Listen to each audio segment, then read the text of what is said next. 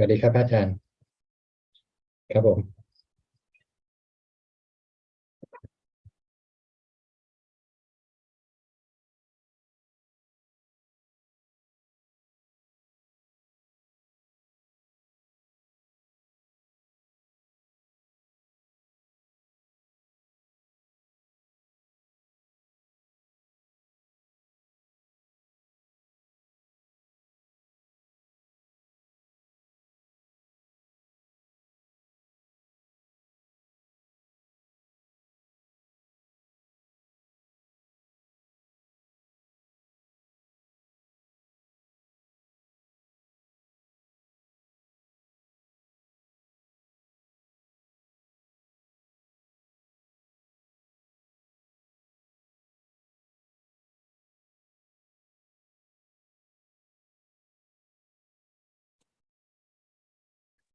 Hello, everybody. Welcome to another Dhamma meeting where we will discuss the Buddhist practices of charity, morality, and meditation. Everyone who is interested is welcome to join.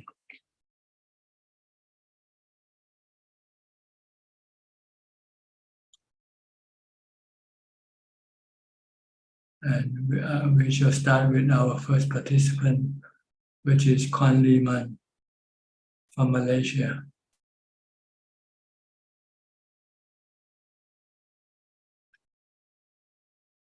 Kwan Lee Man. Sorry, just now couldn't unmute. Ajaan, I'd like to check on contemplation on sensual pleasure and contemplation on feeling. Once I remember Ajaan said to contemplate the essential of the non-essential. So I contemplated whether I really need what I don't actually need. So for example, the other day someone offered milk tea with ginger. So I was tempted to have it, but I contemplated on seeing but not see. So I saw the milk tea, but I didn't follow the milk tea. And hearing but not hear. So I heard the offer milk tea, but I didn't follow what I heard. So I said, no, thank you. So is that what Tan Ajaan meant? Hearing but not hear, essential of the non-essential. Well, basically it's to just merely hear and not have any emotional reaction to what you hear, whether the sound is good or bad. You don't have like or dislike toward that particular sound. You don't react with craving for or having aversion for what you hear. Just merely listen. Yeah. So when I heard milk tea, I heard the offer, but I did not accepted it. So I just drop it. It doesn't mean whether you accept it or not, whether you wanted it or not. That's the question. Oh no, I didn't. If you didn't want it, then you can decline the offer. But if you wanted it, but you decline, it still doesn't mean that you are not reacting. You're reacting, but as a courtesy, you just react with your, your decline. But actually, you still like to have it. So if you still like to have it, you want it, and you have to use the three characteristics of to teach your mind that whatever you want, it will end up in dukkha one sooner or later. Because what you want, you might not always get. And when you don't get what you want, then you will get dukkha. Yeah. So I didn't take it. Yeah. Tan Ajaan, can I ask another question on contemplation of feeling? When there is a fearful feeling in the heart, I contemplated on anicca, dukkha, anatta. After much contemplation, the feeling subsided. I mean, I have this feeling of fear arise because I am thinking and trying to push myself very much to dispose of property, as my cash flow might not be able to sustain too long if I need to repay the loan. So I start to have this fear. So when I contemplated on anicca, dukkha, and anatta, this feeling subsided. And when I stopped thinking, this dukkha vedana also subsided. So when the mind is at peace and the feeling of fear has subsided, then I start to think of some solutions.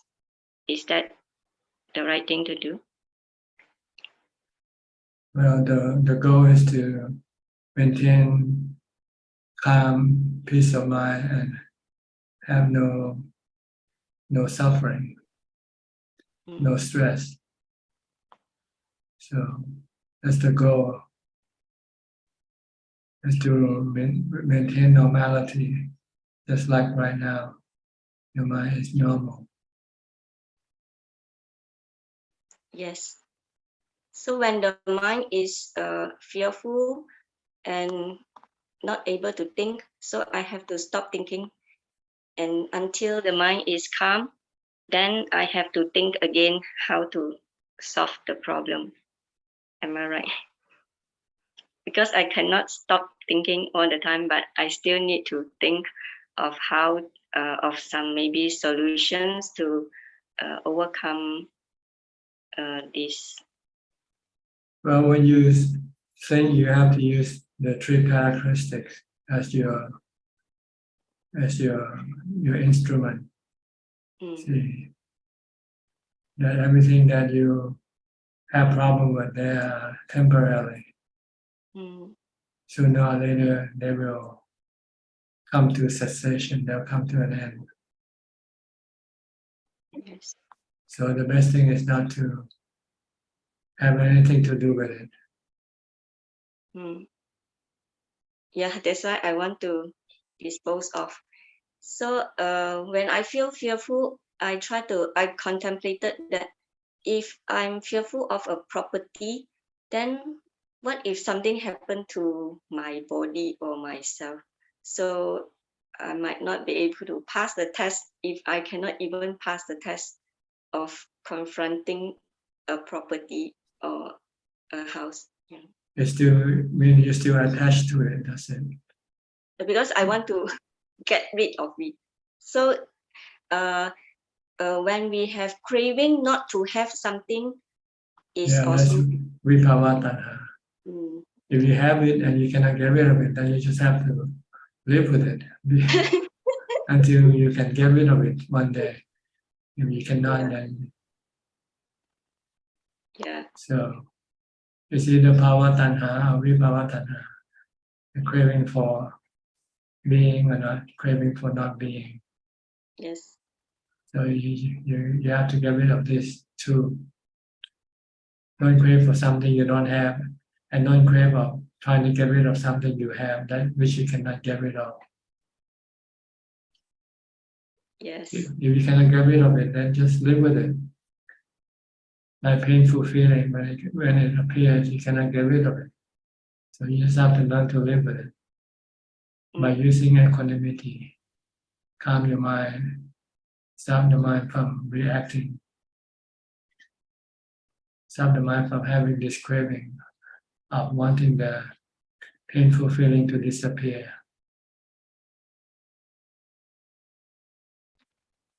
Yes. Okay. Yes. Thank you, Ajaan. I understand. So it's just two cravings, attraction for something or aversion for something, which causes a lot of stress today, nowadays. Either we're attracted to something and we don't get what we want, or we have aversion to something and we cannot get rid of what we want, what we don't want, then we have stress. Yes. That's right. Okay. Thank you, Ajaan. All right. Next, Professor Ken from Switzerland. Good afternoon, Ajaan. Yes, good evening to you from here. Ajaan, I have a question on something that occasionally happens to me during the meditation practice, and especially if I've been on a retreat. After maybe a couple of weeks, I usually begin to maintain mindfulness very well and become very calm. But what can happen is that in that state, sometimes a very strong memory from the past can suddenly come up, and it can be something, for example, that happened when I was a small boy, quite a traumatic thing, and I actually never, for many decades, had any conscious memory of something like this happening. So in the calm state, it somehow released a memory, and then that memory is normal in my normal consciousness. So I wonder if you could comment on that happening and how to deal with it. Well, we cannot really figure out why or how it come up. But what we can do is how to deal with it when it comes up. Just by merely knowing. Just know it comes up, and whatever it is, it's gonna eventually disappear. So just treat it just like with the three characteristics. Everything is a phenomena, mental phenomena, natural phenomena that rises due to certain condition, such as your mind being calm, for instance. And then allow, because when your mind is not calm, you're producing thoughts, and this thought can block the other things that has been hidden in your subconsciousness. But once you stop producing thought, then when the mind becomes empty, then it gives room for the subconscious to come up. But whatever they are, they already are. The best way to deal with them is just to know them for what it is and leave them alone. Know them that they are anicca, they come up and they will disappear. Don't let them influence you in any way, let's put it that way. Okay. You remain calm and treat it like a movie you're watching. Everything in your mind is like a movie. Right. No matter how traumatic it can be sometimes, or how sweet it is. If it's sweet, you want to cling to it. If it's traumatic, you want to get rid of it. And then you get these two type of cravings, craving for being or not, craving for not being. Then you have more stress from these cravings. But if you don't react with craving, you just merely accept them by knowing them. And then if you want to react, just tell your mind that you don't need to react, because everything will come and go by itself sooner or later. Okay. And nothing that appears in your mind can hurt the mind if the mind doesn't react. It's only the mind that can hurt itself by reacting. Yeah. So sometimes you might have experienced some traumatic events in your mind, and you don't like it and you don't want it to appear. This can already start you to have stress in your mind. But if you look at it calmly and say, what can it do to you? It just come up, and then it just appear, and then it will disappear sooner or later. But if you want them to disappear, maybe you can use a mantra if you like. If you feel it too strong for you to handle, then maybe you can use the mantra, Bhutto, Bhutto. And then when your mind calm down, then this thing that appears will disappear also. With mindfulness, like mantra, it's like erasing everything that appears on your mental screen. Okay. If you don't want to erase, you can teach your mind that it is just a phenomenon, a natural phenomenon, anatta, something that you cannot, control or force it to go away. Okay. Sometimes if you use the mantra, it might not go away, or it can become worse. Then you have to then resort to mindfulness, to wisdom, and say, okay, can get rid of you. You want to stay, let it stay. Okay. Okay, that's very, very clear, very helpful, Ajaan. Ultimately is to be able to just leave things alone. Yeah. Leave it comes and leave it stay and let it go when it go away. Just don't have any reaction. Okay. Thank you, Ajaan. You're welcome. Next, Koseng from Singapore. Good evening, Ajaan. Tonight I have a question to ask regarding the Mangala Sutra. And the first verse of the Mangala Sutra states not to associate with the fools, to associate with the wise, and honor those worthy of honor. So my question is that in this modern book, the Buddha's book about this 2,500 years ago. So now in our this modern context now, what is considered as the what is considered as a wise, and who are those that is considered as worthy of honor? People who have Dhamma, like Buddha and his noble disciples. They are people that have Dhamma. And Dhamma means that they know what's right and wrong, what's good and bad for the mind. So you associate with these people who knows what's good for the mind. Nowadays, people don't know what is good or bad for the mind. They only know what is good or bad for the defilements. See? Like gambling, they think this is good for the defilement. Yeah. Drinking, this is good for the defilement.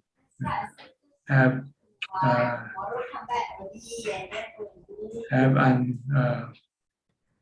what you call sexual relationship, uncontrolled sexual relationship, for instance. These are considered harmful to the mind. See? But people nowadays, since they didn't have any study about this thing, they are being brainwashed by their own delusion.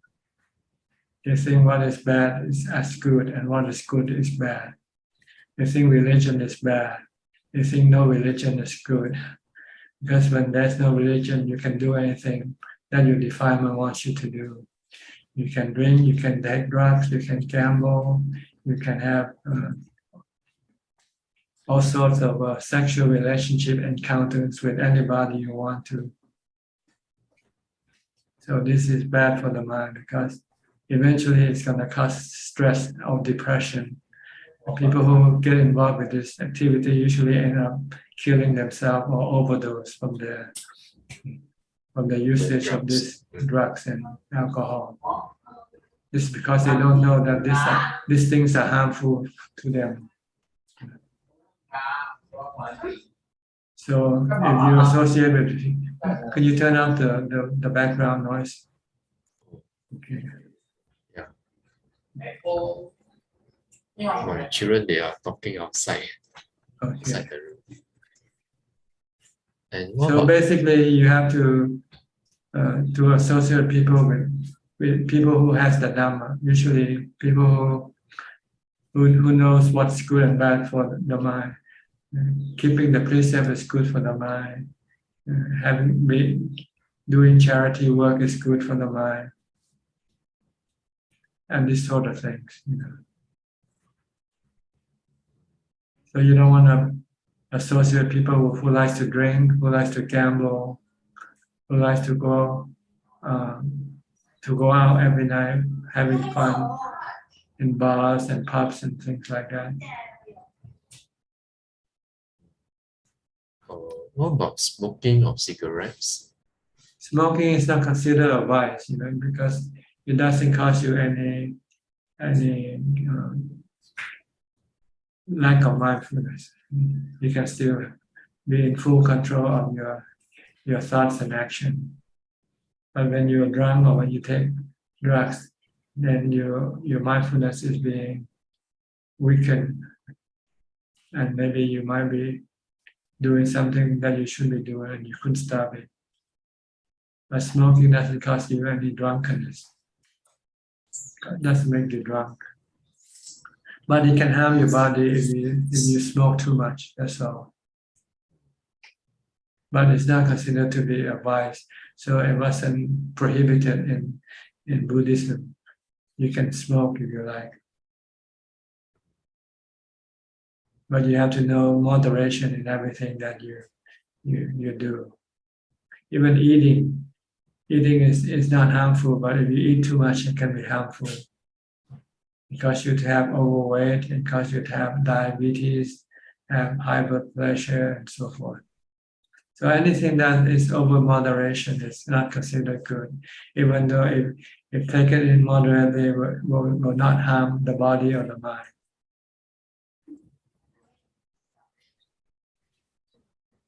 Okay. Ajaan, can I just ask one more question? Then the second verse are suitable to live in a suitable locality. This locality, what suitable locality? What does it refers to? Well, physically, it's a safe place, a clean place, like good air, good conditions all around physically, good neighbors, and so forth. No, neighbors are for your mental health. You want to live in a neighborhood where people are quiet and law-abiding, virtuous, and meditative people who doesn't cause any trouble to other people. So this is the suitable place of living. The best place if you are a meditator is to live in the monastery or the temple. This is the best suitable place to live. But if you still have to live in the as a lay person, then you choose a neighborhood that is more or less a peaceful neighborhood. People don't drink, don't get drunk, don't come out shooting pistols in the nighttime, things like that. And Ajaan, and to have done meritorious actions in the past, does this refers to doing dana in the past? Dana, sila, and pavana. It means that you'll find it easier to do it now if you have done it before. It is something that will linger in your habit. So when you're born in this lifetime, if somebody teach you to do charity, if you have already done that before, you'll find it easy for you to take up. But if you haven't done any charity before, even if somebody tells you to do charity, you might not want to do it because you haven't done it before and couldn't see the benefit from doing it. I recall that when I was in pre-universities, I come across a so-called an appeal letter for I think it's associations for the visually blind, and I immediately have that thought of giving some money to this charity, even though at that time I was still a student. So now when I think about it, could it be a so-called something which I've done in the past before? Yes, if you do it out of your own initiation without any prodding from other people, it means you already have this inclination. You have done it before. Same thing with meditation. Some people just want to go stay quiet, someplace alone, because this is what they used to do before in the past life. So same thing with drinking. Some people just don't like to drink. It's because they used to keep the precept. They used to, So whatever you used to do, if they are good, we call it a meritorious deed or wholesome deed. In something that they used to do which is bad, we call it unwholesome deed. And they can harm you, or at least block your path to a better way of life. Because what you used to do will tend to have influence on your action today. So that's what it means. What you did in the past will have influence on what you do today. That's why we have different way of living, right? We have different profession. We have different. This is because in our previous lifetime, this is what we used to do. So in this lifetime, you continue on with what you used to do, what you used to like to do. If you have a choice. But sometimes you might not have a choice, so you might do something that you might find you're not happy with. But sooner or later, if you can switch and change to something better that you like, you'll switch to something that you find more comfortable with. Okay. And to set oneself on the right course. So does it mean setting oneself right course refers to sila, dana, sila, and pavana? That's right. That's the course. That's the best course for your existence, for your mind, for your life, because it leads only to peace and happiness and the cessation of all stress and suffering. I think Okay. that's all. Thank you, Ajaan. All right. Next, Alvin Lee from Malaysia. Good evening, Ajaan. Just listening in, no question at the moment. We believe Okay. in Ajaan. Thank you. Okay, Apalachita from Dubai. How do you pronounce your last name? Gosi? Coach, yeah, Go- coach. Ghost. Yes. Okay. Ajaan, I have no questions, but I just wanted to say I love coming for every Tuesday session, but in Dubai we have Ramadan, so every timing has changed. So from next week onwards, I request if I have permission to join an hour later because everything has got a bit shifted. So is that okay? It's all right with us. Yes. Okay. Maybe if you come an hour late, if the room is full, you might find you have to wait. That's okay. I think boy will know who you are. If he sees your name, he'll let you in when you show up. Okay, that's all I wanted to ask. Thank you. Okay. We'll go to Ryan next then. Ryan from Singapore. Good evening, Ajaan. My question is it important to have nimittas for meditation? Not at all. Nimitta actually can be an obstruction, can be a distraction to your meditation. The goal is to have an empty mind. See? So that way, to get to that empty mind, you have to stay focused on your meditation object and not be distracted by anything that appears during meditation. Good, Ajaan. The next question is, so if my meditation object is the breath, is it important where I place the attention on my physical body, like the tip of the nose or the forehead? Yes, usually it's recommended to stay at one point, which is the tip of the nose, where the breath will come in and goes out. Okay, Ajaan, do you would it be recommended to vary where we place this attention sometimes? Because I think if we try to keep at one point continuously, like sometimes I feel like I'm not very motivated because I'm always using the same meditation object. So sometimes the mind feels like I want to change the way I meditate a bit. Well, if you find that you cannot stay focused on your breath, you might take a tour of your body, go through the 32 parts of the body, recite it mentally. Hair of the head, hair of the body, nail, teeth, skin, flesh, sinew, bones, heart, lungs, and so forth.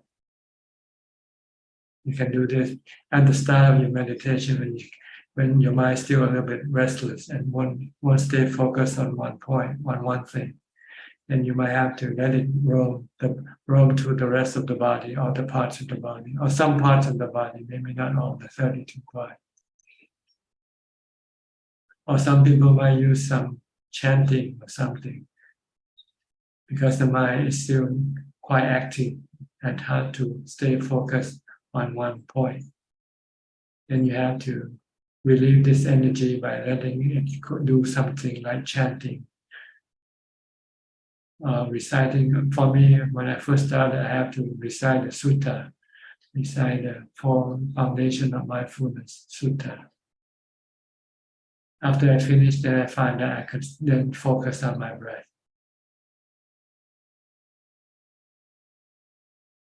Okay, Got it. Thank you, Tanajan. all right. Next, Philip and Adeline from Malaysia.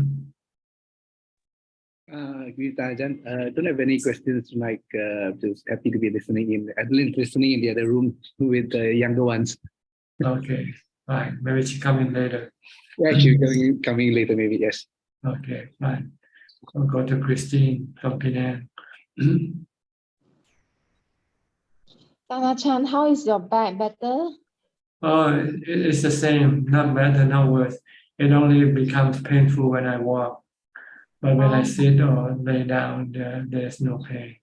So it's just part of aging, I guess. The muscle becomes stiff when I do walking or standing.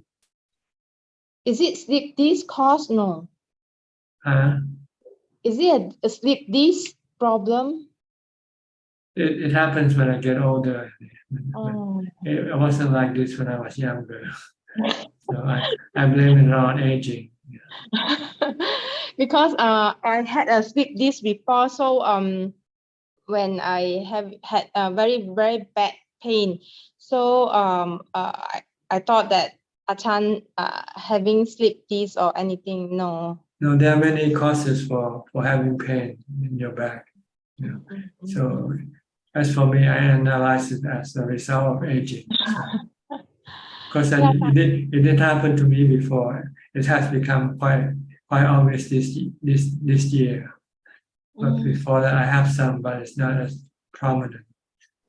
But it's something I have to learn to live with. I guess that's the best way. Maybe have body checkup. Yeah, Ajaan, actually, I have no question, but I want to report some. This morning, when I sleep midnight, then suddenly I wake up. I feel hungry. I do some light meal.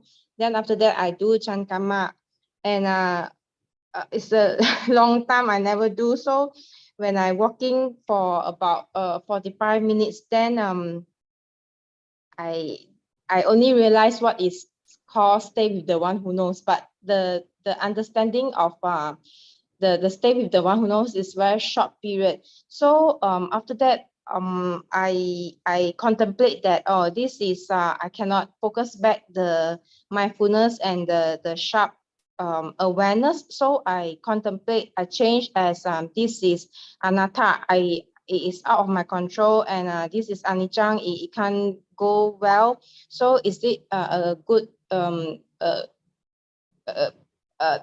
do I say it when I cannot focus? It just means that you don't have enough strength to do it. So Yes. so then you have to accept this, and then wait until you regain more strength, and then you do it again. It's like exercising your body. After you walk for a while, you feel tired and could no longer walk. Okay, then you have to take a rest. But then afterwards, after a while, you have regain more strength, then you can continue on do more walking. Same way with mindfulness. Maybe when you get to a point, then you just run out of strength to do mindfulness. Then you take a break, and then when you feel that you have the strength to do, then you start doing it again. But I feel happy because so many years I never have this kind of understanding, although it's very short while. Yeah, if you do a lot of mindfulness, your mind will become more empty and blank, and then you'll start to see the one who knows more clearly. Okay, I will continue practice. Thank you, Ajaan. Okay, good. We'll go to Sao Paulo. Alfredo in Sao Paulo, Brazil. Ubeka. That's your Hi, call sign. Bante. Hi, how are Okay, you? Good. good. I administration my effort. You been what? You have it? Administration. Samavayama. Samayama. Yeah, Yes. right effort. You've been putting Yes. right effort. What you do? Yes. What did you do? What did you do? Meditate? Walk meditation or what? City meditation. Sitting meditation. Not Yes. not bike riding. Bike riding is not called samayama. Yes. Only I travel.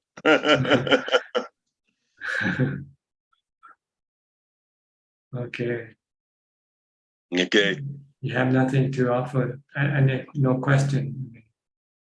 No question. I was seeing the Eckhart Tolle, the present moment. Present moment is the same Sati, né, Bante? Mhm. It's okay. Okay, then. All right. Good to see you. I notice I escape from word, Bante. Is a bad thing, Bante. Is a desire to not be. I don't understand what you say. I'm sorry. The desire for not being, Yeah, craving for not being. craving for not being. Yeah, Is if you're here, is you want to go someplace else, this is considered craving for not being here. yes, And if you cannot go, then you feel stressful, sad, or depressed. yes, So have yes, no cravings is the best thing. When you have no cravings, your mind become peaceful and doesn't become restless. You become peaceful, and you feel yes, happy. And in order to do this, you have to have mindfulness, have sati all the time. yes, Okay. yes. Okay. Right. The same of knowing, né, Bante? Yeah. The real perception. Knowing is always there, but it's usually blocked by our thinking, our thoughts. So we don't see the knower. We just see our thoughts all the time. Yes. Okay. Noticing breath. Yeah, just watch the breath. Yes. And then your mind will become calm and empty. Yes. All right. Right, Bante. Okay. Next, Declan, are you still in Thailand or back in Ireland now? No, I'm still here. I'm just getting some repairs done to the condo that I have to do for the condo below me. So responsibility and doing some papers for my wife.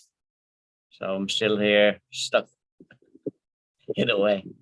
I don't really have any questions, Ajahn. Just listening and taking notes and enjoying Okay. the Dhamma. Thank you All very right. much. Maybe later, if you have any question, you can ask. Okay. Fine, Ajahn. Anura and Ramya from New Zealand. Quite late for them, quite early for them now. Yeah, good 4 evening. o'clock, 3 o'clock or 4 o'clock in the morning. It's 2:30 and 2:40 in the morning. 2:30 in the morning. Yeah, good evening, Tangajan. Yeah. Okay. So I have no question, Tangajan, but just a comment that I try to meditate in the morning before going to work. I've been consistently doing that for a while, so it's making much better at work as well. Good. That's much peaceful. Yeah. Yeah. The more you meditate, the better it is for your mind. Yeah. Yeah. Okay. Yeah. All right, then I'll go to Canada to Mandy Smith.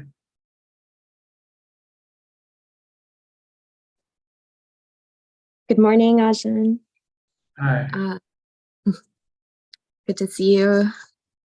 It's been a hard week. My dear friend passed away, and he has a brother that is now feeling lost, and I've been listening.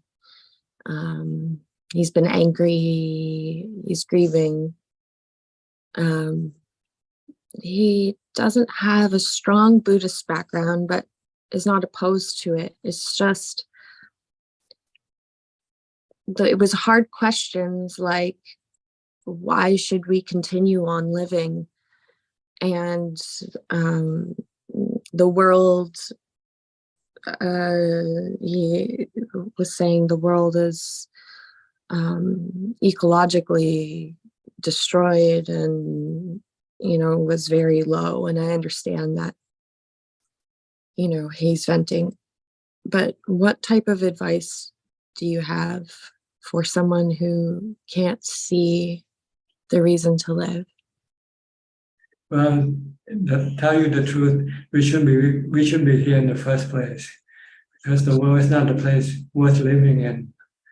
Because this is dukkha. See, once we are born, we all have to come to face with all types of suffering, aging, sickness, and death. Everybody has to meet this, but we forget this, and it only comes up when something happened close to you. That's all. So just tell the truth that we should be here in the first place. So our goal is to stop coming back. Don't reborn. Yeah. And the way to stop reborn is to practice meditation and to get rid of all our cravings. If we can do this, then we won't come back, and then we won't have this problem the next round. If we don't, we'll come back and we'll have the same problem the next time around.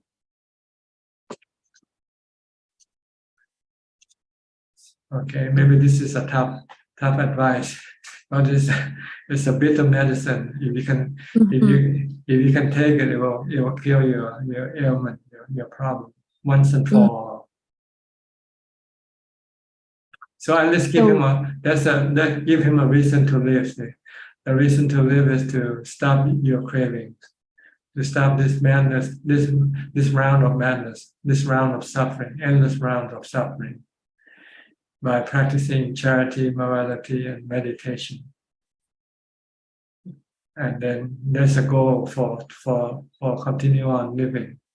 Because having a human birth is the highest opportunity, highest form of luck.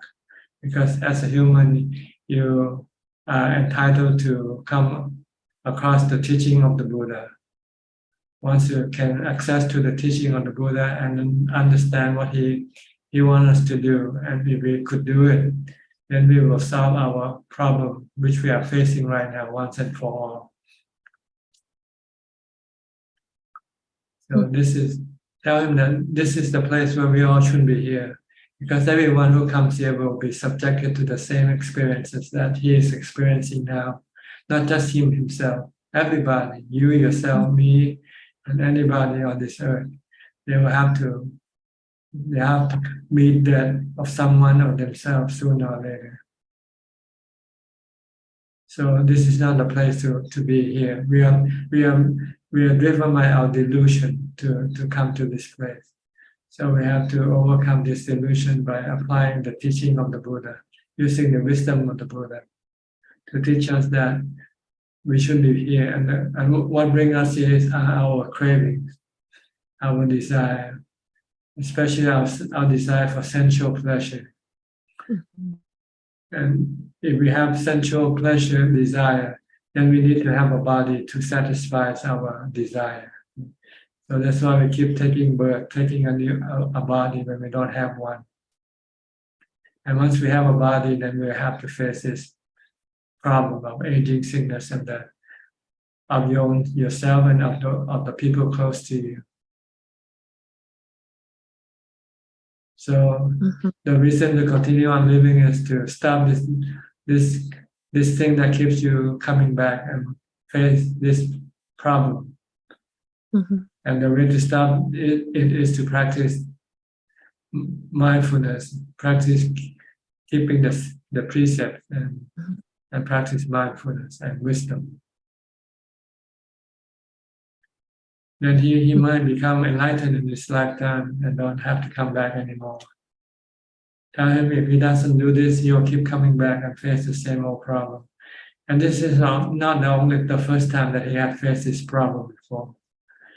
He had faced this problem millions of times before, but he couldn't remember it, that's all. So you have to tell the truth. Dhamma is the truth. But whether he can accept it or not, that's another story. Whether he believes what you say or not, that's another story.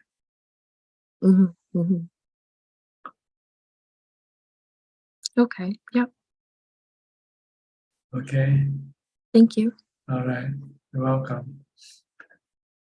Next, your name is in Chinese character, so I cannot pronounce it. I'll read it. Okay. Where are you from? I'm from Malaysia. Okay. And your name? My name is Call. Call. Yeah, I have a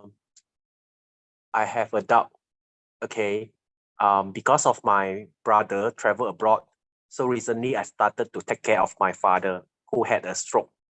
So in order to make my father live a healthy life, I started to formulate a series of activity like eat healthy and start rehabilitation. But however, when all that thing did not go accordingly, I began to have tanha. So I began to use various means to make my dad proceed according to the plan. Yeah, at first I wish my dad can have a healthy life, but at the end become my tanha. Well, see, what you're trying to do is wrong, because you first have to consult him first, whether he agrees with your plan or not. If he doesn't agree with your plan, then you cannot do anything, because it's his life you're dealing with, not your life. If it's your life, then you can do what you want to do. But with his other people's life, you have to talk with them first to see whether they agree with what you want them to do or not. So this is wrong. But sometimes I will feel guilty if I advise, but my dad refused to do it, then I leave it. I will feel like guilty because I'm the son, but I didn't take care of my father. You take care of your father in the wrong way. You treat him like a servant and you're the master. It should be the other way around. You should treat him the master and you're the servant. And your duty is to wait for his command. Wait for him to ask you to help him to do something. If he doesn't ask you to do anything, then you don't have to do anything. Okay. You want to take over his life, see, and which he doesn't want you to do.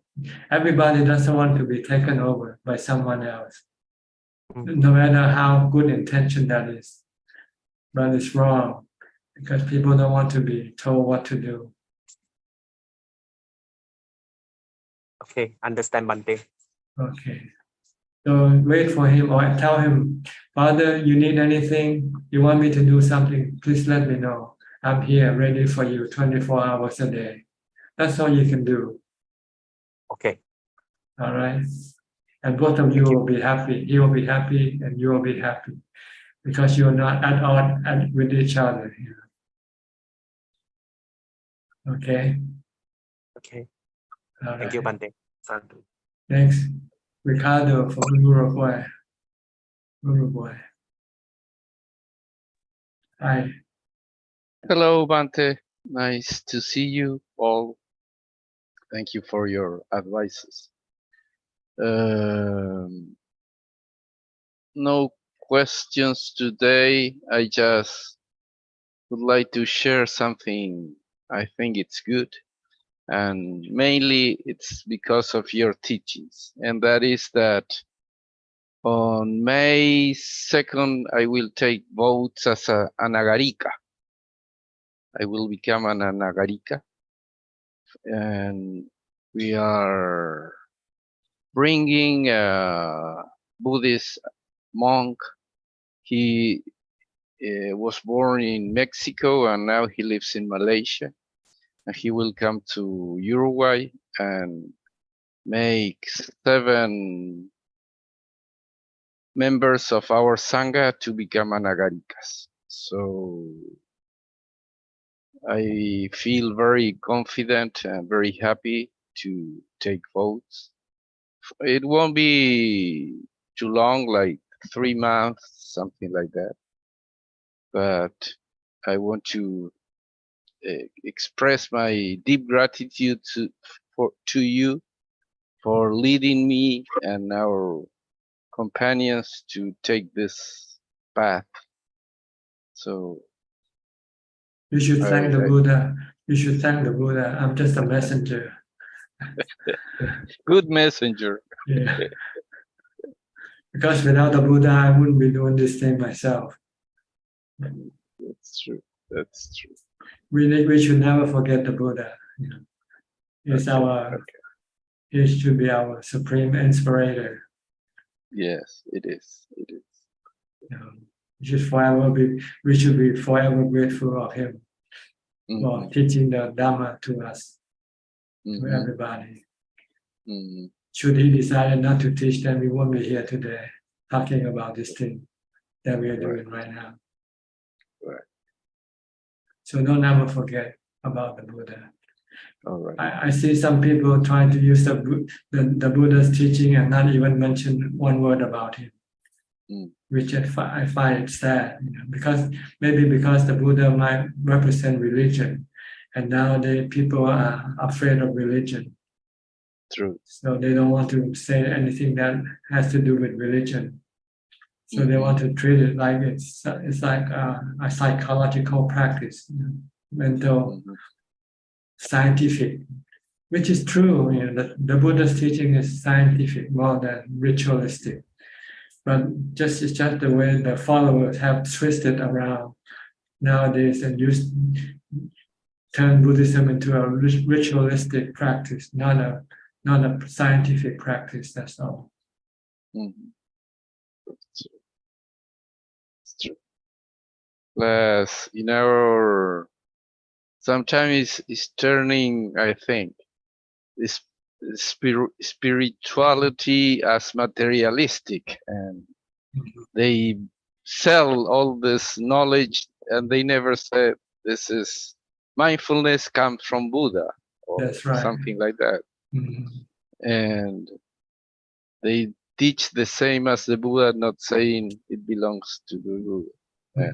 That's a problem with the royalties, because Buddha didn't have copyrights, so he didn't get. No, he do it as a charity. He gives Yes, away that's true. The Dhamma is for free for everyone. for everyone. Yeah. But our respect, our gratitude should at least be acknowledging the source of this teaching, where it comes from. Yes. Okay, well, happy to hear that you're gonna take up this practice for 3 months. Yes. So it was just like when you come and stay with us on the mountain, right? Yes, sure. Keeping the 8 precepts, and what else? Eating once a day or not? No. Once a day, yes. Once No a day. money, 10 No money. precepts. Okay. Stay put. Don't go anywhere. Don't go shopping. Don't go anywhere.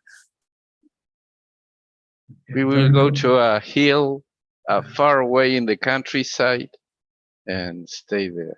Yeah. At the end, I will go with a monk his name is Bante Rahula, to do like a tour. We will go to Brazil, probably, Colombia, Ecuador, and Mexico. Okay. To teach to other people Yeah, retreats. or to Yes. set up retreat. Okay. Yes. Great. Help other people start practicing. Excuse me? To help other people to start practicing the Buddhist Right. the Buddha's Right. teaching. Yes, yes. Okay. There are great. many sanghas in Latin America now growing and expanding. Okay. Mhm. All Thank right. you. I hope you Thank you. I hope you enjoy your practice. Yes, I Okay. will. Thank you. Next, Dean from London.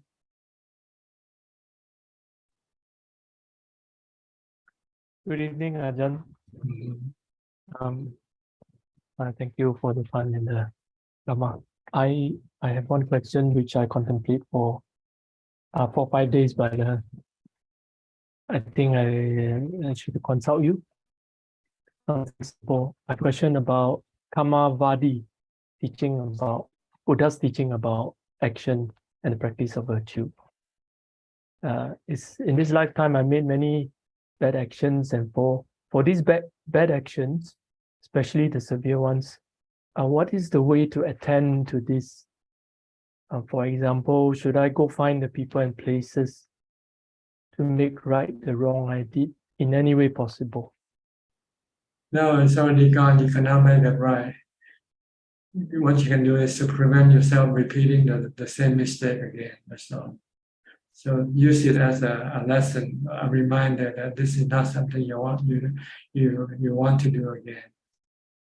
But as far as making right with people, if you have the opportunity to meet the person that you caused them harm and you want to show that you're sorry, you can do that also. But you don't have to seek them out just for this purpose. What's more important is to accept that what you did was wrong and not try to repeat it again.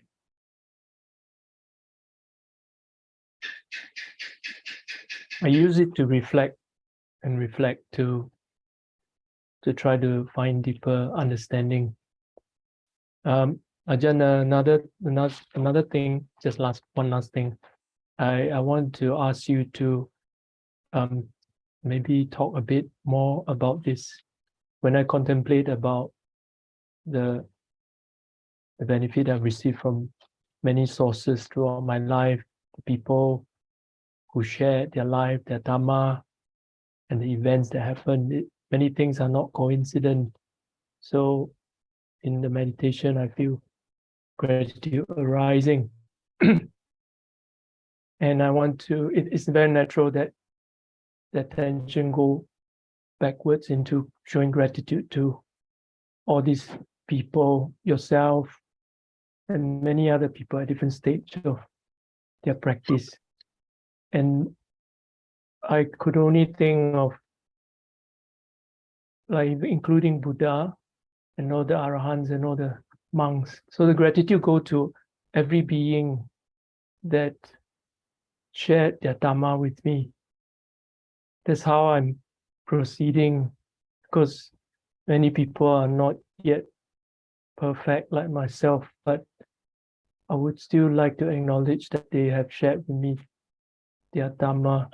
I want to ask Ajaan, can you talk a bit about this phrase that I'm contemplating on, which is practice Dhamma according to the Dhamma. Can you talk a bit more about this? Well, I think it's a waste of time, really. What you should be contemplating on is anicca, anatta. Everything is anicca, everything is anatta. So that when you come across them, then you will know how to deal with it. Just leave them alone, let them go. Everything else is useless. Yeah. This is the best form of contemplation. It's the three characteristics and the Four Noble Truths. Yes. So I think you should spend your time on contemplating on these two things, the Four Noble Truths and the three characteristics of existence. Yes. Okay. Thank you. Yes, thank you for bringing me back to this. You've said it to me before. Yeah. If you cannot contemplate on this, then at least stop thinking altogether, using mantra Bhutto, Bhutto, Bhutto. Better than allowing your mind to think all about all the other things, which doesn't contribute to your spiritual well-being. Okay. Thank you. Thank you. That's really good. All right. Sometimes life is so simple, you make it so difficult. Very frequently. Yeah. Well, you have to think about so many things. Oh, habit pattern. No, I will practice. Okay. Think less or stop thinking altogether. Or if you have to think only about anicca, dukkha, anatta. And the Four Noble Truths. Yeah. So that's matter. That's all. That's what it all matters. Yeah.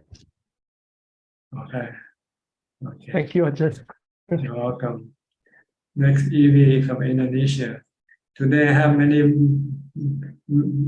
people visited from Medan. I think almost 100 of them came to the temple today from Medan. Wow. You know them? Have you heard of them before? I don't know. Maybe one day I will come to see Ajahn too. Maybe next year. I wish. Yeah, I still not have question. Good. Just for Having no listening. question is good. That means you know everything already. Yeah. Sometimes I can know what should I have to do. So I think no need to ask. Right. What you need to do is meditate. Yeah, maybe Get the into more jhana. Get into jhana. That's what you need to do. maybe the more we meditate, the more we know what have to do and what no have to do. Yeah. What more not to do? Yeah. Just like that, Ajahn. Okay, good. I'll go to Gen Yenso from Penang. Okay. Ajahn. Good evening. Yeah. No question, Ajahn. Okay. I never heard any question from you, I think, in all these years, which is good. Okay, I'll go to Diana. Diana from Wales. Greetings, Tanajan. I have maybe one question. I got myself upset about something, and even though I told myself it didn't matter and it was, not permanent, and I couldn't stop myself getting upset. So, is it just more meditation practice? That's why you need more meditation practice. You know, it doesn't matter what your defilement doesn't believe you, see? Because you don't have enough mindfulness to stop your defilement yet. So you have to practice more meditation to stop your defilement. One thing I found really helpful that you say, sometimes it's hard to let go of things from the past, but you say, just leave them alone. And I think that's really helpful. Yes. Okay, good. All right. Happy to hear that. Okay, next, Sweden Czech from Vancouver, Canada. Ajahn? Hello, Ajahn. No question, but I definitely don't know everything. Definitely don't know everything already. But I really like how you so brutally honest about about Mandy's question about life is suffering, and that's I think I really love that honest, I appreciate that honesty from you, and like not like in the conventional way, I always hear like when people try to advise people that doesn't feel the need or want to live anymore. Usually the advice is very different from what you just give. It's like pound in the heart kind of advice. It's like so powerful at the same time beautiful. I just really appreciate that advice just now. Yeah. What about you, Sri?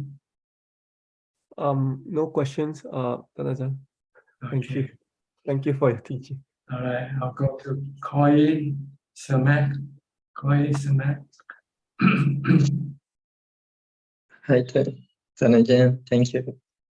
From Brazil. Where are you from in Brazil? Sao Paulo or in I live in. I'm living in a city that calls São Carlos. São Carlos. I see. This is the name of the city. Yeah, I'm studying here. When I go out of monastery, I came to here to finish my college in computer. Okay. I'm studying computation. So I would like to ask you, Ajaan, when use Brahma Viharas, generate Brahma Viharas is useful, and when is better just to watch the fingers cease, the feelings, the bad feelings like fear, hate, just cease and don't generate Brahma Viharas. Sometimes I feel that it's not natural to generate these feelings. It's like I saw that the metta, the mudita is being created, but this is not natural. It's like I know that I'm just generating this is not true, like the bad feelings. So I don't know how to use this, or when is it just better to watch and wait these things cease. See, to have the true Brahma Vihara, you have to make your mind happy first.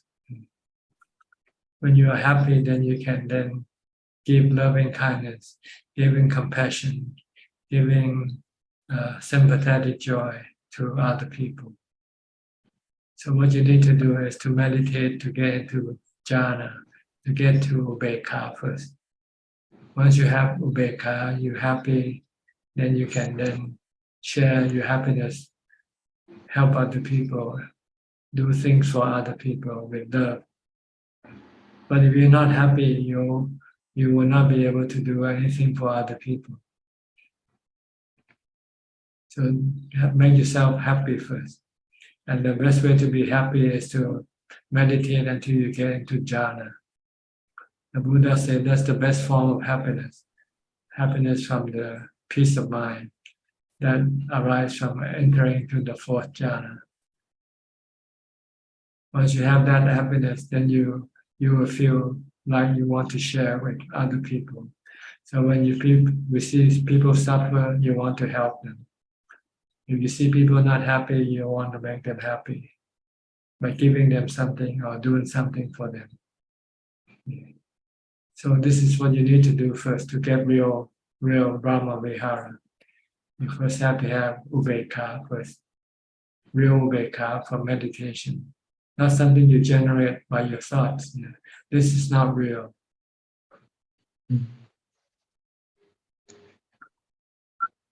Okay. Okay, I got it. So the better thing is just to observe these feelings of these bad feelings of hate and things like this. Just observe this arise and go. You mean the feeling of hatred when you have hatred arising in your mind? Sorry, excuse What me. What do you mean by watching what? What you are you referring to? because sometimes I try to change my feelings. For example, if I'm feeling hate or something like this, I just try to put a little metta, a little karuna I just to create that.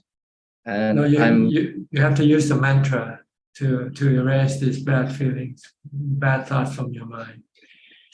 The mantra is like an eraser on the blackboard. You know, when you write something on the blackboard and you want to erase it, you have to have an eraser. So mantra will erase all your bad thoughts. When you start to feeling bad or thinking bad about something, then just keep reciting Bhutto, Bhutto, Bhutto. Then eventually your bad thought will disappear. I got it. Okay. Thank you. Yeah. Thank Use you. mindfulness. You need mindfulness to get rid of your bad thoughts. Yeah. Okay. All right. You're welcome. Next, Thank you. Belinda from Singapore. ท่านอาจารย์ ท่านอาจารย์ no questions for now. Okay, no question. Thank you. Okay. Who else in this room who hasn't yet asked any question? I think everybody has. So maybe I'll go to Facebook first.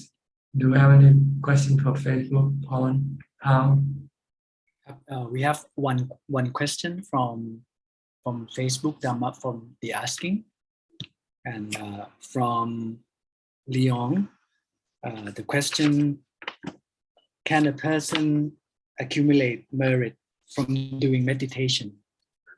Yes, meditation is another form of merit. Meditation, keeping the precept or charity. What you get is good feeling from doing these things, and you can accumulate this thing in your mind to keep you happy. When you give to charity, you feel happy. When you keep the precept, not hurting other people, you feel happy. And when you meditate and your mind becomes calm, you feel happy. Yeah. Merit is good feeling or happiness. So yes, every time you meditate, but you have to succeed though. If you haven't yet succeeded, then you cannot yet reach the merit that you should be getting from meditation. So you have to succeed, meaning your mind has to become calm, like entering into the jhana. Then you can feel the happiness from meditation. Okay, that's all from Facebook tonight. One more question. Okay.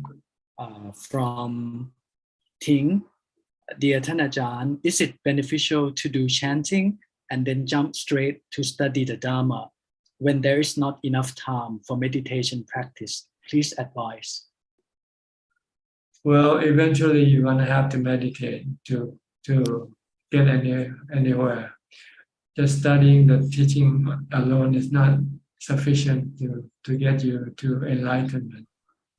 In order for you to get to enlightenment, you have to meditate, and also you have to study. You need both. So you cannot skip meditation. So I think you should try to find time to do meditation. I mean, chanting is a form of meditation, but it's not a complete form. It's only it's more like developing mindfulness when you chant, to prevent your mind from thinking, to stop your mind. But in order to stop your mind completely, you need to use something like the breath, watching your breath, and to get it into jhana.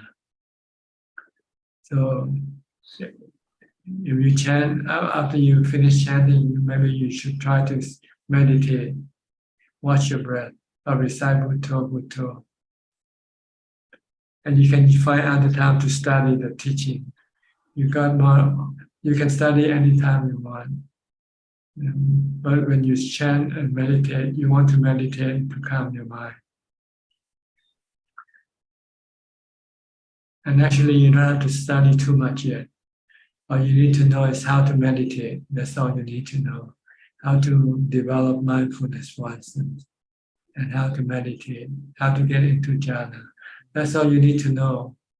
You don't have to study the whole everything like wisdom and anything because it's too far ahead of your practice.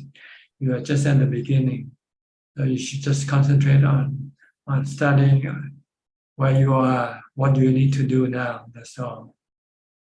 And then when you advance, as you progress, then you can study further. Okay. No We more. have a newcomer just in B. Ravin from Bangkok. Good evening, Ajaan. I actually am not in Bangkok. I'm in Ho Chi Minh, Vietnam. I see. I just landed an hour ago. And I'm on a business trip. Just got there. Huh? Yes, just got there. I just arrived in my hotel room.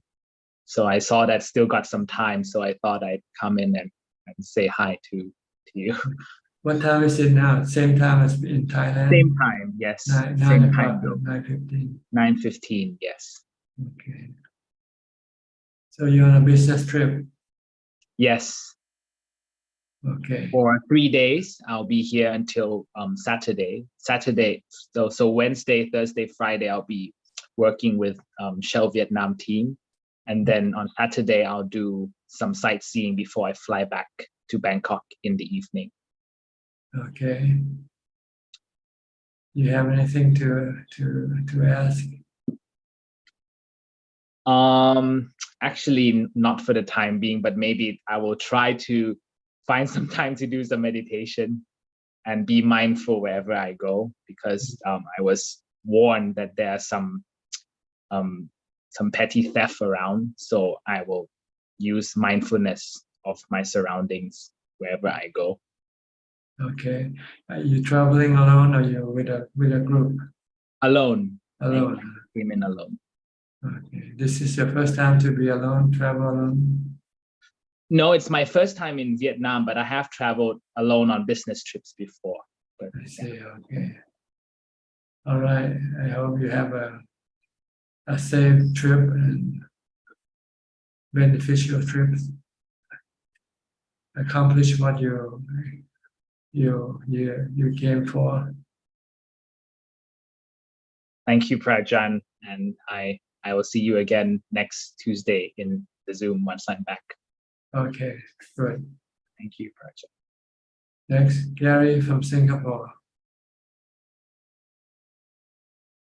Good evening, Ajaan. Just listening in, no questions. Okay. And now I think we can go back to whoever wants to ask more questions. If you want to ask any question, just raise your hand and unmute your microphone and go and speak.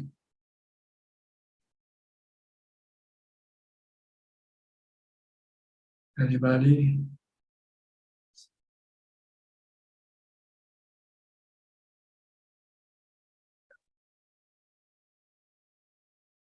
Ghost.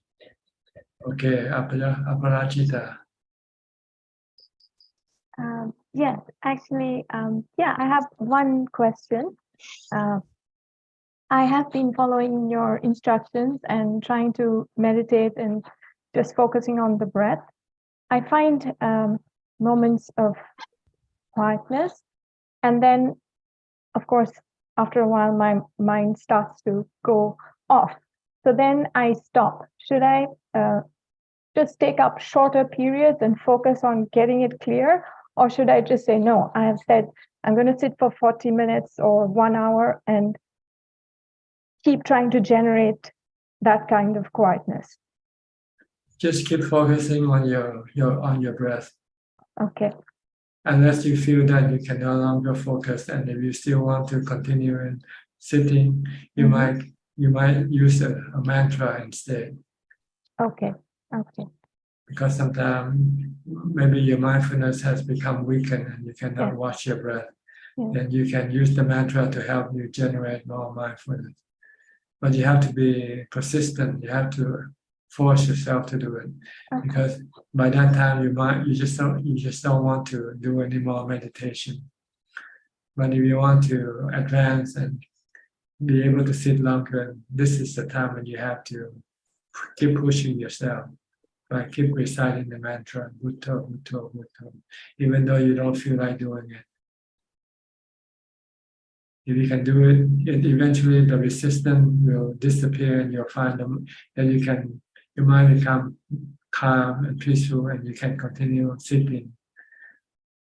Because at this time your defilement is becoming stronger. Your defilement wants to go see things, want to hear things, want to do things. So you find it very difficult to focus on your breath. So you might need to switch to a mantra or chanting to keep the mind occupied. But it's not easy. But if you want to advance, you want to move forward, you have to push yourself to do this thing. And when you can, once you have overcome the defilement, then once the defilement stop resisting, then you'll find your mind become peaceful, and you can continue on sitting. So yes, if you can sit as longer, try to push yourself. It doesn't hurt to sit longer. Oh, no, okay, I will. Yeah, this is the way that you move forward in your practice. Keep increasing the length of time that you sit. 30 minutes, may continue for another 10 minutes or something. Just keep pushing. And you'll find the next time when you sit, you can sit longer. Okay. Yeah, that's very helpful. Thank you. All right. Okay, Ricardo, from Uruguay. Thank you, Tanachan. First of all, I forgot happy spring or happy autumn to everybody. It's happy summer here in Thailand. It's happy summer. We just got started with the summer. It's gonna get hot in Thailand. We just come out of the winter or the cool season. Oh, all right. Okay. In Thailand, we don't have 3 seasons. We have hot, cold, and rainy season. No spring or autumn. We don't have spring or autumn. Okay. Hot, cold, or rain. Happy summer then. Happy summer. Tanachan, I would like you to advise about forgiveness. Although I know intellectually that a mind that doesn't judge doesn't need any forgiveness, especially for other people's actions, I would like to hear from you if the Buddha talked about forgiveness and how we should lay people apply that in our daily life, please. Thank you. If you look at everything like you look at the weather, then there's no need to forgive. Do you forgive the wind, the storm, the rain when it does something bad to you? No, you accept it. Our problem is we don't see everything as natural phenomena. We see them as human or animals, and so then we start to have grudges on them, angry at them. But if you look at everything as anatta, Buddha says everything is anatta. No self. So who are you angry at? At the wind, at the rain, at the water element or the earth element, at the hair, or at the skin? Everything is anatta. So you cannot get angry at anything. You just have to accept the truth. What happens, happens. And why should you get angry and hurt yourself that way? When you get angry, you hold a grudge. It's yourself who is hurting yourself, not the object of your anger. So this is wisdom, see. Use wisdom. Try to treat everything like the weather. Because they are natural phenomena. There's no particular person doing this thing. These things are caused by condition. Condition arise and cause these things to happen. So if you can see everything as a work of nature, then there's no need to get angry or no need to forgive. Yes. Okay, always come back to the three characteristics. Yes. Anicca, anatta. Things happen and it's already disappeared, it's already gone, and you still keep holding a grudge and couldn't go to sleep over it. You're the stupid one. You're the foolish one. Yes. So don't forget anatta. Anatta is a really good way of looking at everything. If you see everything as anatta, then there's nothing to do. You just have to accept them, like the weather. When it rains, you accept the rain. You don't get angry at the rain for causing problem with your house, for instance. Like the other days, we have hail in northern Thailand, in Chiang Mai. They have hailstorm, and this hail breaking the roof, the roof of the houses. But people don't get angry at the hail. What can they do, right? But if someone throws a stone at your house and break your window, and you get angry at that person. Why? It's the same thing. It's the same result, same destruction. So try to look at everything as anatta. And there's no need to get angry or no need to forgive. Thank you. Okay. The reason why you want to forgive is to get rid of your anger. Mm. But if you have no anger, then there's no need to forgive. If you see everything as anatta. Okay, can you do that? I'll try. Do you agree with what I said? 100%. Okay. Thank you. You need ubeka in order to be able to do it. If you have ubeka, then you can just leave things alone. So try to do more meditation, do more mindfulness. We have too much wisdom already. We know too much, but we cannot apply what we know. We don't have enough strength to resist our defilement. Our defilement always wants to react. So mindfulness is very essential. Buddha said the most important dhamma is mindfulness, sati. Yes. Okay. Thank you, Tanaja. All right, we have Evie raising her hand. Evie from Medan. Yeah, now I have question, Ajaan, regarding about merit. Where is the question from the Facebook?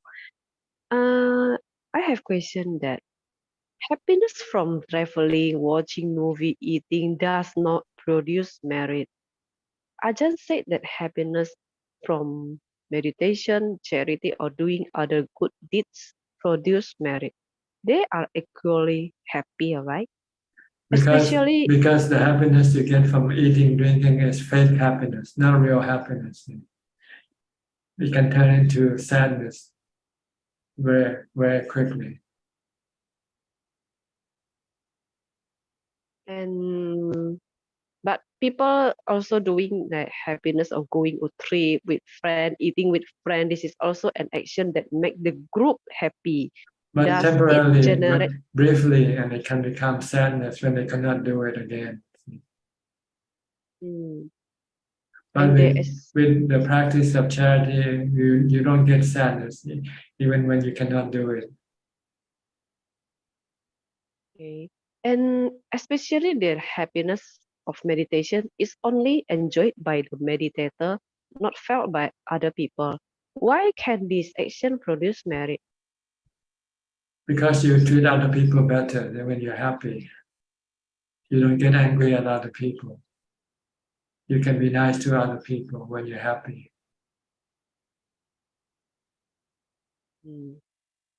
So be kind is the merit. Be Yes. kind. Actually, merit is for yourself, not for other people. Everybody has to make their own merit. So after we meditate, we feel happy and we just quiet. Is that also can Yes, produce meditate? then you We don't just go quiet. shouting. When you're happy, you don't go shouting and yelling at other people. But if you're not happy, you can go yelling, shouting, and hitting people, hurting other people. Yeah, maybe this is the logical explanation, and I understand now, Ajahn. Okay, Yeah, thank you, Ajahn. all right. Be Ravin. I have a question, John. I think it's from one of our previous sessions. It's about jhana. You mentioned the importance of attaining the fourth jhana and achieving ubekkha in order to develop wisdom, but I don't recall hearing you mention about the fifth to the eighth jhana. Is there a reason why you don't encourage us to go there? Or is it because it's not beneficial past the fourth jhana? You don't get any more equanimity than that, than the fourth jhana. But if you are able, some people are capable, then they can go further. It means just that the mind becomes more calm and deeper into absorption, that's all. But as far as equanimity is concerned, it's the same.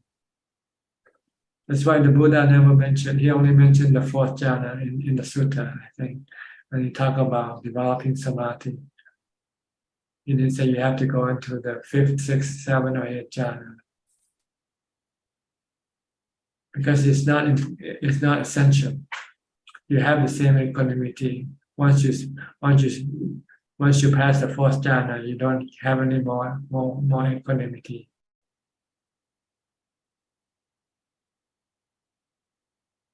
So you don't need to go into the arupa jhana. But if you are able, you have very strong mindfulness that once you get to the fourth, then you can proceed to the fifth and sixth, then you can go and do it, no problem. Nobody to stop you from doing it. But you have to be careful not to become attached to just the jhanas and forget that you have other work to do. That is the developing of wisdom. So when you are proficient with the jhanas, then you have to, when you're not meditating, then you should start contemplate on the three characteristics of existence. Put a stamp on everything with the three characteristics. Whatever you see, whatever you hear, whatever you touch or taste or smell, they are all three characteristics. They are anicca, dukkha, anatta. You have to put a stamp on everything, on your body, on your feeling, on your emotion. Everything is three characteristics.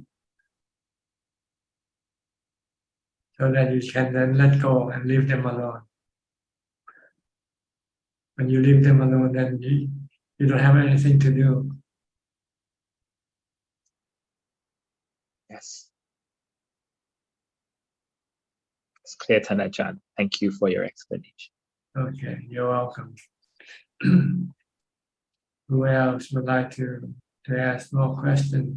Do we have newcomers yet? Sula usually come in about this time. Not yet.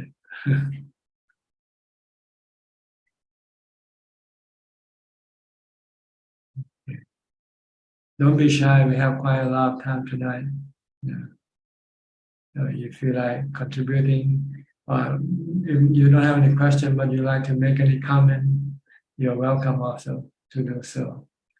Or maybe recommendation. What should we be doing besides just asking question and answer questions?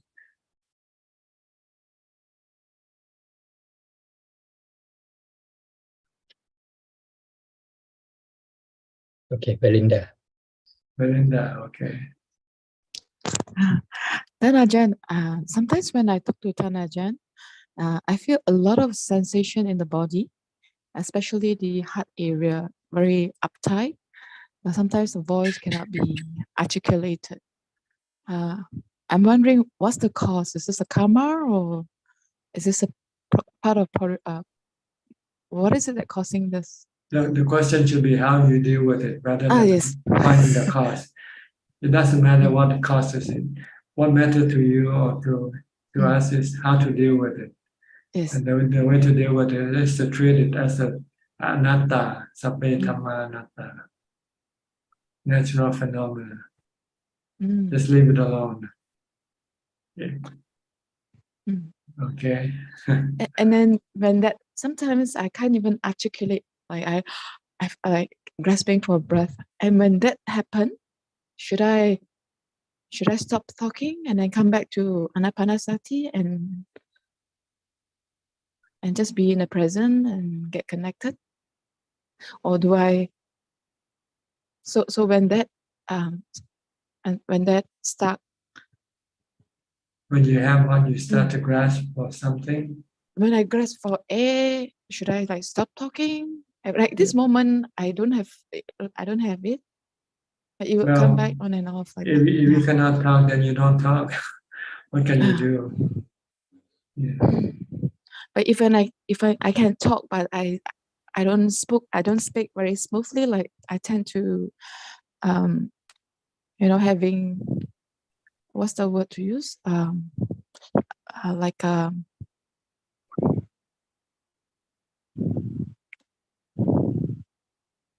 I cannot find a vocabulary, Ajaan, like what is the word, when you are nervous and you get like right now, like you speak and then you get stop and pause, like he called it not hiccups. I cannot find the vocab now. Okay, you cannot continue speaking smoothly. Yes. Well, then if you cannot, then don't do it. Excuse yourself. Say, "Oh, I like to take a break" or something. So when I talk to Ajaan, and if that happens, sometimes it can just strike any moment. And then when I cannot speak, I then just stop. It's like when you have to go to the toilet, you just excuse yourself and say, "Okay, I cannot continue speaking right now."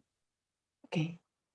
And then I just stay quiet and come back to the breath. Or if I cannot come back to the breath, I just watch that uptightness. Is it, Ajaan?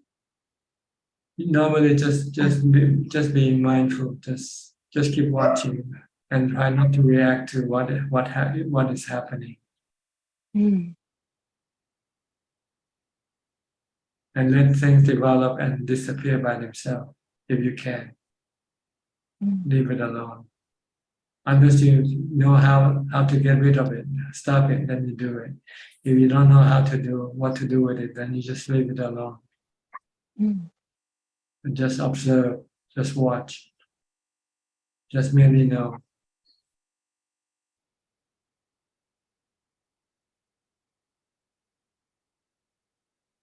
Okay. Thank you, Ajaan. All right, Philip, raise your hand, Philip.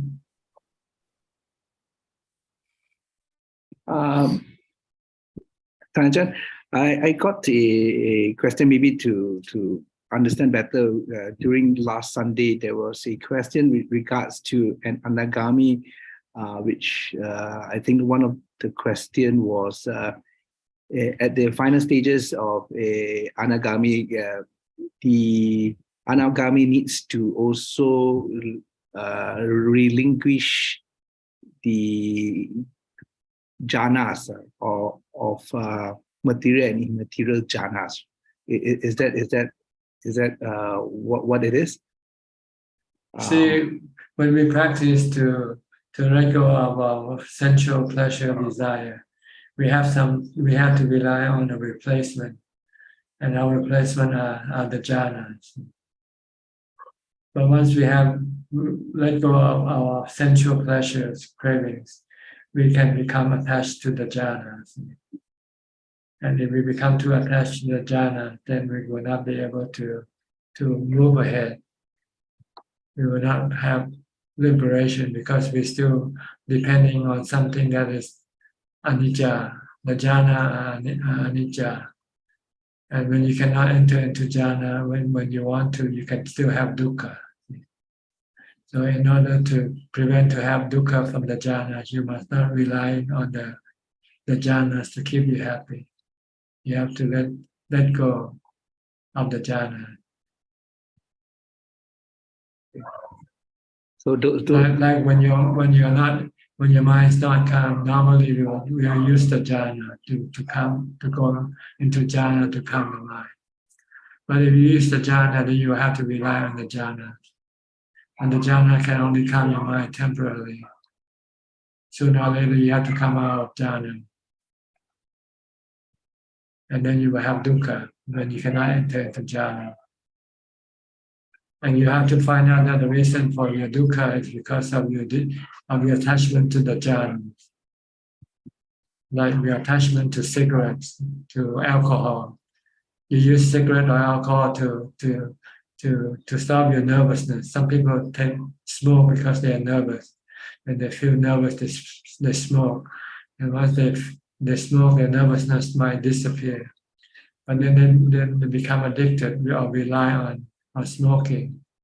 So when they don't have any cigarette for them to smoke, they can become more nervous than before. So if they don't want to deal with nervousness, they should just stop smoking. Yes. So I know it's far away right now with regards to this question. So the practitioner at the point must know when to let go of this jhana in order to be enlightened. Well, when you first got there, you might not know because you might still feel blessed with the jhana. You still feel happy with the jhana. But as you continue on, you'll find that you're still relying on something, the goal is not to rely on anything, to keep you happy, to keep you really happy permanently. And you eventually notice that the jhana cannot give you the permanent happiness. Then you will then start to, if you study or it will be a lot more helpful because you know what you need to do. You have a roadmap. But if you have to practice on your own and don't know, you might get stuck there for a long time. Get stuck with the jhana. So you might need a roadmap like the teaching. You have to study the teaching to know what else you have to relinquish or get rid of, which are the remaining 5 fetters. And 2 of them are the attachment to the rupa jhanas and the arupa jhana. Yes. Yes. So with this, once you begin to seek the jhana to make you happy, then you know you are addicted to the jhana. Okay. Okay. Then you have to resist this desire to go into jhana and try to weather this lack of happiness without having to go into the jhana. And once you can weather this, the desire to get into jhana will disappear. And the unhappiness that arising from the desire to get into jhana will disappear. Just like the way you deal with the sexual desire. If you are addicted to sexual desire, you have to keep on doing your sexual activity. But if you realize that no matter how many times you do it, you will still end up craving for more. And the only way to stop this craving is to stop doing what your craving wants you to do. Once you stop, then eventually your craving will disappear. Then the need for you to have any sexual activity will disappear because you don't feel the need to, because you're happy without having it. Like anything, like alcohol, like cigarettes, like coffee, anything that you're addicted to, you don't need to have it to keep you happy. Yeah. But once you have it, you cannot stop having it. See? But if you have the wisdom to know that this is addiction and you will be forever slave to this addiction if you don't stop it. So then you have the wisdom to say, oh, I have to stop this craving for cigarette, craving for coffee, craving for things. because it makes me the slave of these things. Same thing with the jhana. See, and we use the jhana to substitute for our sexual craving. But then we become attached to the jhana. It's like people who try to stop smoking by using chewing gum or something. Then they become attached to chewing gum instead of the cigarettes. You know? So Tanajan is like, once I cross the river, I have to just leave the boat alone, right? Is it more or less something like that? Yeah, the boat only takes you across. Don't carry the boat onto the land. Right. Understand? Eventually, you have to stop practicing mindfulness and wisdom altogether, because mindfulness and wisdom is just a tool to get you to liberation. Once you are liberated, then you don't need to use wisdom or mindfulness anymore. And so far as getting rid of your defilements, but you can continue using wisdom for other purpose, like teaching. When you teach, you have to think, what you gonna teach today? How you gonna present this teaching? You need to use wisdom or common sense, but you don't need to use it to get rid of your defilements anymore, because there are no defilements to get rid of anymore. It's like medicine that kills your sickness. Once your sickness is cured, then you don't take medicine anymore, because you don't get any benefit from taking the medicine anymore. So the Dhamma practice, the Noble Eightfold Path, is the medicine to kill your dukkha. Once there are no dukkha left in your mind, then there's no need to use the Noble Eightfold Path anymore. It's like you said, the raft. Once you cross the river, then you don't carry the raft with you. You leave the raft at the river and you continue on walking, going wherever you want to go.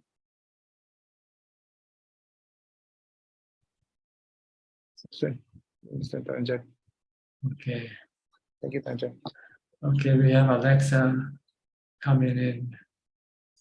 What happened to your eyes? You turned red today. Alexa. Hello, teacher. You listen me? Yes.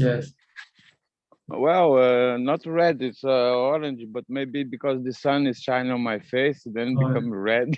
Oh, you're outside. Huh? Yes, under the tree. I see. Okay. Yeah, but yeah, I think more proper place to speak to my teacher. Yes. Is this in front? Is this outside of your house? Yes, my house is there behind. You see the The tower water 8? tank, the tower? You live on that tower?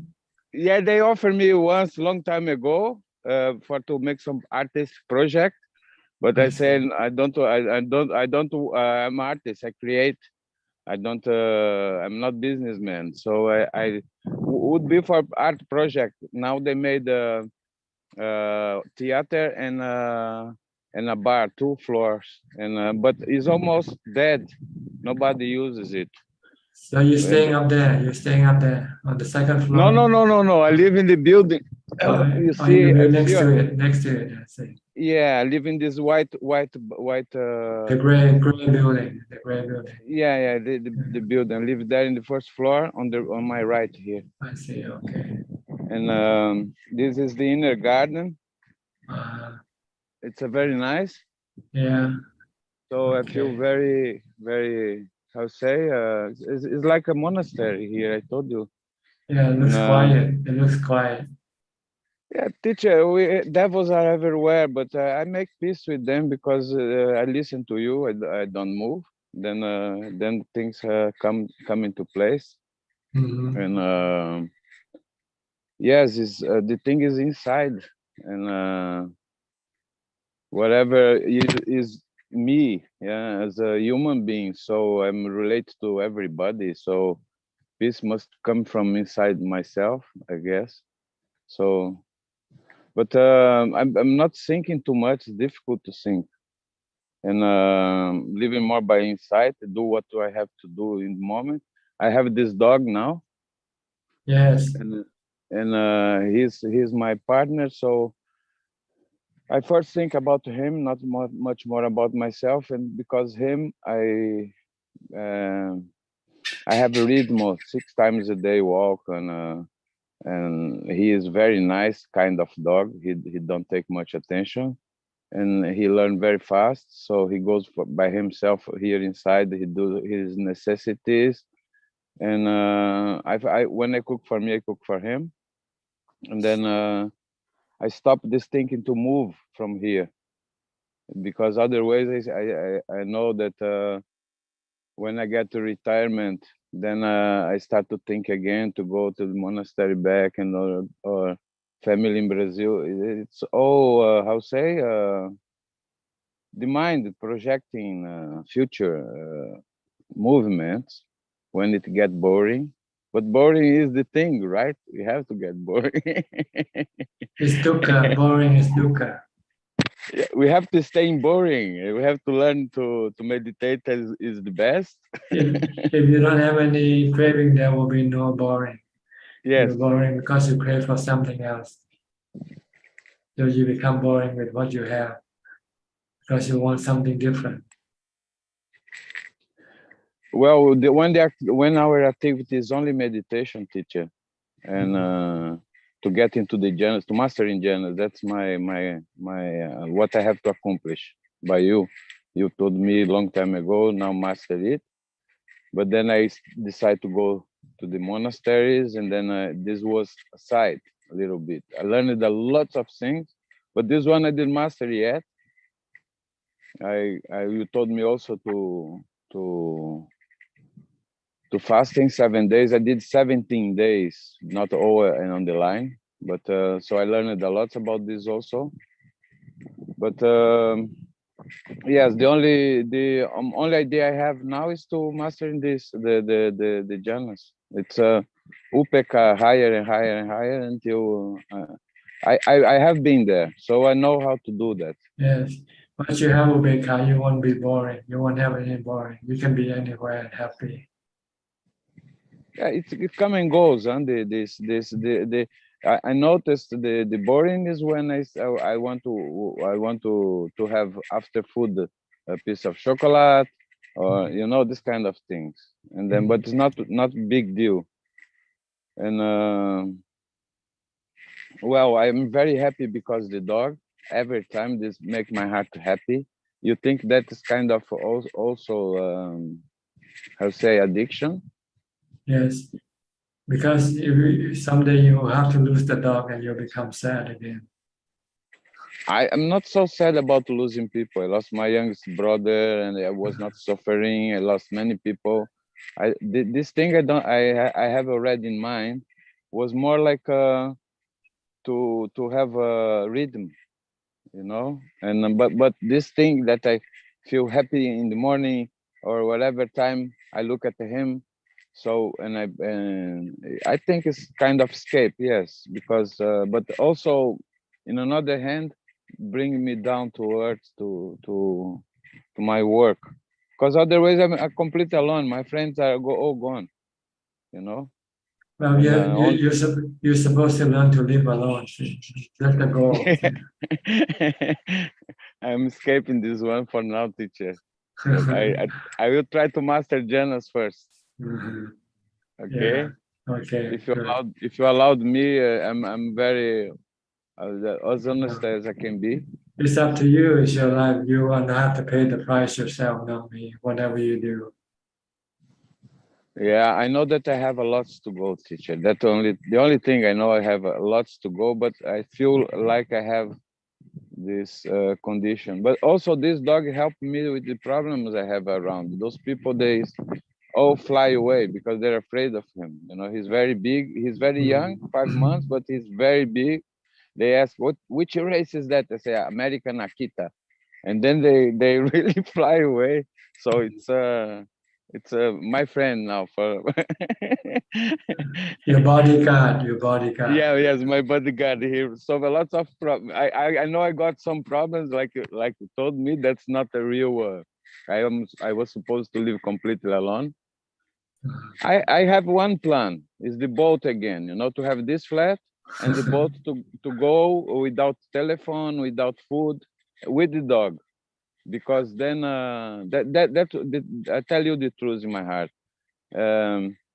Then I can go into the nature far away, because the worst animal that here is not tigers, is human beings. You know, they can target you when they see you alone, and I still afraid to die like this.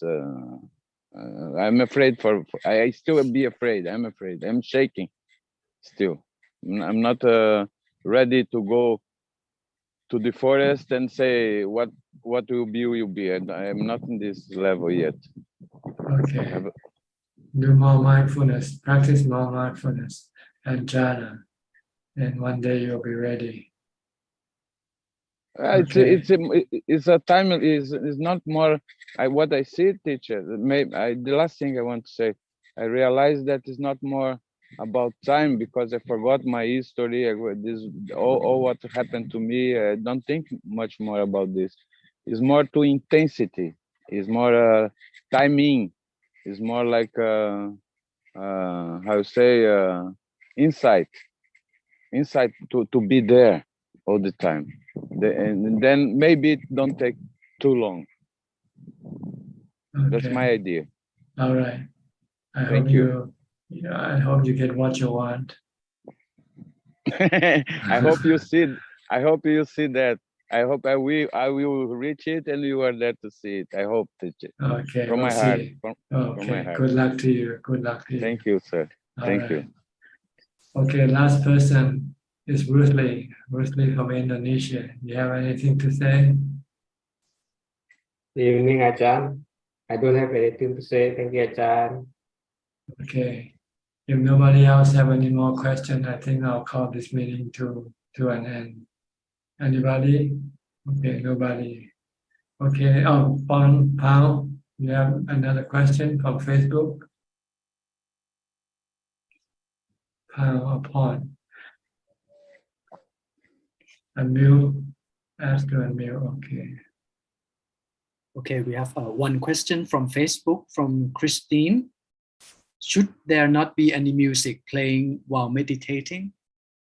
Yes, there shouldn't be any music. You don't need music to meditate. Music can be a distraction rather than help. It can cause you to become addicted to music, and should the music stop, you might then not be able to meditate. So don't use any external source for your meditation practice. Use what you have with your body or your mind.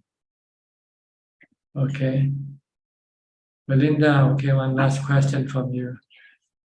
Ajahn, it's not a question, it's a suggestion. Okay. Ajahn, you say we have a lot of wisdom and it's a lot of knowledge, a lot of theory that we have. So if we, in the event in future, if we have extra time, is it okay that Ajahn lead us to do maybe 5-10 minutes guided meditation? If It's useless. You can do it yourself. This is something you have to do it yourself, not for somebody to guide you. What is there to guide you? Everybody sit and watch the breath. Yes. But that's why this is something you do alone. Yes. Okay. No. Not you do with somebody else. Really, meditation is a personal practice, a private practice. But people turn around as a group practice, and they thought this is the way to practice, is to practice in a group. If they're not in a group, they cannot succeed in practicing. This is wrong. Ajahn, you mean group practice is wrong, Ajahn? There's no collective. No, it's just psychological. It might be psychological in a way that force you to do the practice, because if everybody else is doing it, you have to do it yourself. But if you're alone, then you can have excuse, oh, I don't want to do it. And you know, If it's a teacher who's talking in front, it's like doesn't matter who, even the Buddha sitting in front of you won't be able to help your meditation. It's your mindfulness that will help your meditation, not the Buddha, not the noble disciple, not anybody. Okay? All right. Thank you for your recommendation anyway. I asked 3 times, Ajaan allowed 3 times. Okay. Well, you can go do it now and pretend that I'm sitting in front of you. Okay. Thank you, Dr. Okay. All right. Thank you very much for your participation in this meeting tonight. I hope it benefits you and help you advance in your practice. In the meantime, please stay safe, stay mindful, and keep on practicing. And if all goes well, I'll see you all at the same time next week. Thank you and goodbye. กราบสาธุเจ้าค่ะ Sadhu, sadhu, Sadhu, sadhu. sadhu, sadhu. Goodbye. Kevin. Bye. Bye. Bye. Thank you, admin. Goodbye. Thank you.